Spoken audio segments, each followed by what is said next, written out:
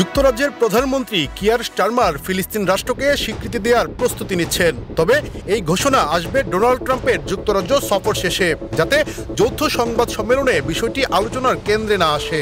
টাইমসের প্রতিবেদনে বলা হয়েছে, সপ্তাহান্তেই স্টারমারের পক্ষ থেকে আনুষ্ঠানিক ঘোষণা আসতে পারে। স্টারমার আগে জানিয়েছিলেন, যদি ইসরায়েল গাজায় হামলা বন্ধ না করে এবং যুদ্ধবিরতিতে না আসে, তাহলে সেপ্টেম্বরের জাতিসংঘ সাধারণ পরিষদের বৈঠকের আগেই যুক্তরাজ্য ফিলিস্তিনকে স্বীকৃতি দেবে। জাতিসংঘ অধিবেশন শুরু হবে 23 সেপ্টেম্বর। তার আগেই যুক্তরাজ্য সিদ্ধান্ত জানাবে বলে ধারণা করা হচ্ছে।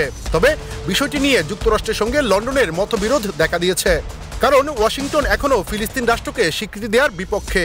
অন্যদিকে ফ্রান্স, অস্ট্রেলিয়া ও কানাডা একই সময়ে স্বীকৃতি দেওয়ার পরিকল্পনায় আছে। স্টারমার শর্ত সাপেক্ষে স্বীকৃতির কথা বললেও বাস্তবে ইসরায়েল কোনো শর্ত মানছে না। গাজায় ইসরায়েলি সেনাবাহিনীর অভিযান চলছে, হাজার হাজার মানুষ গৃহহীন হয়ে পড়ছে। এদিকে লন্ডনের মেয়র সাদিক খান গাজার পরিস্থিতিকে গণহত্যা বলে অভিহিত করেছেন। তিনি বলেন, 20,000 শিশু খাদ্যভাবে মারা গেছে, ত্রাণ পৌঁছানো বাধাগ্রস্ত হচ্ছে, কৃত্রিম দুর্ভিক্ষ তৈরি হয়েছে। জাতিসংঘের তদন্ত কমিশনও বলছে, ইসরায়েল গাজায় গণহত্যা চালাচ্ছে, যদিও ইসরায়েল এই অভিযোগ অস্বীকার করে প্রতিবেদনটিকে মিথ্যা ও বিকৃত বলছে। ইতিমধ্যে জাতিসংঘের 147টি সদস্য রাষ্ট্র ফিলিস্তিনকে স্বীকৃতি দিয়েছে।